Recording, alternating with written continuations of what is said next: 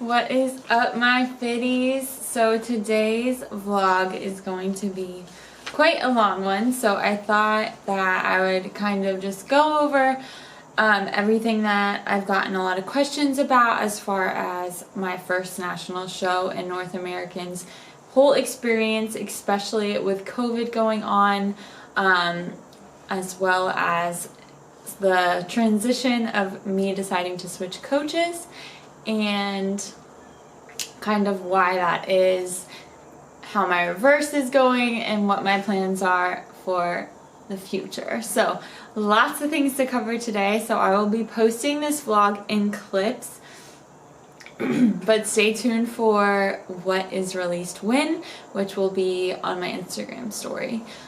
So first things first, let's just kind of go ahead and dive right into my show day experience at North Americans, which was my first national show. North Americans has always been the show I've dreamed of doing for nationals. So it was super cool to be able to do that as my first national show, but of course it was a little weird during COVID. A lot of the regulations were different, obviously, so it wasn't as I had dreamed of, but I'm sure I will be doing it in future years, so hopefully COVID will be gone by then and things will be a little more normalized. So for show day, I did get tape and extensions, which was my first time doing that. They are a dream. They're kind of pricey, but definitely worth the investment for nationals. They're supposed to last like 8 to 10 weeks, so I still have them in, and you can't tell at all. My hair is actually very long, so it's just really for the thickness and fullness. National shows, you always want to make sure that you're investing because your appearance and look are judged as well, very much so during the national show level versus the amateur show level. So definitely want to make note of that. Hair and makeup does cost money, as well as the show day fee, which was $200, $250. The hotel, gas to get there or flight to get there. So always want to budget before you dive into a national show. Make sure you're financially prepared as well as physically and mentally, because it is an investment in yourself. But it's definitely worth it. I had a great time even with COVID. The regulations were very weird. We all wore masks like while we were waiting in line to check in and things like that in the hotel. I didn't personally stay at the host hotel, but it was jam-packed when I went for check-in, so I'm kind of glad I didn't.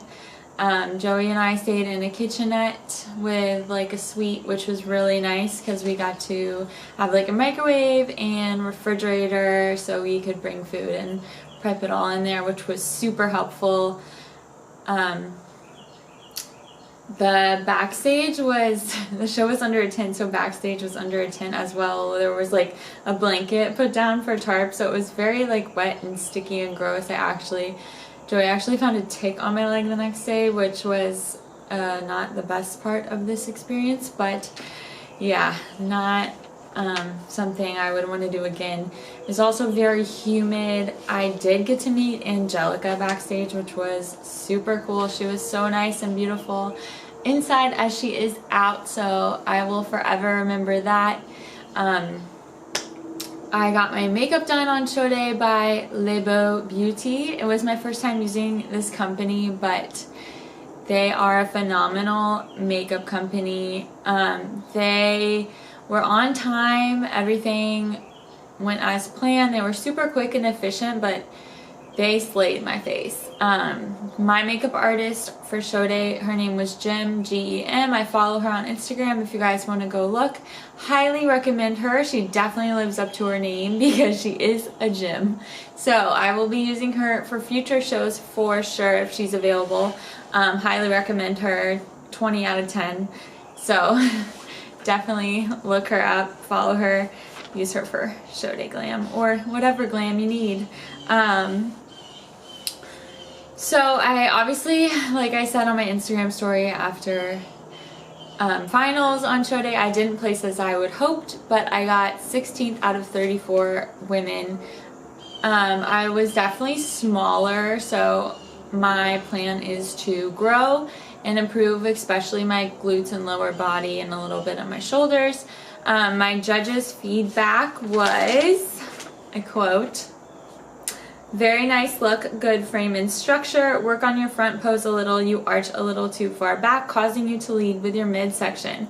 I'm very bad at posing. It's definitely the thing that takes me the longest to learn, so I can definitely see where they're coming from there, but easy fix.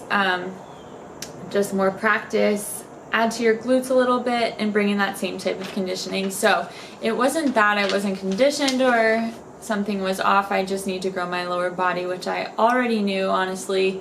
I've only been competing for 2 years now, so it takes a long time for muscle maturity and growth in a healthy way. So just a little more time, a little more focus. I definitely have the discipline, so I'm excited to slay this improvement season and give it all next time I step on stage. As far as transitioning coaches, so I've gotten a lot of DMs about this, and I just want to be like very straightforward with you guys because I'm always very honest and open. Everyone has asked me why I switched coaches from Adam, because I have been with him for well over a year. It was a very hard decision for me to make. I definitely took it to heart because he wasn't just my coach, he was also my friend. We developed a very close relationship.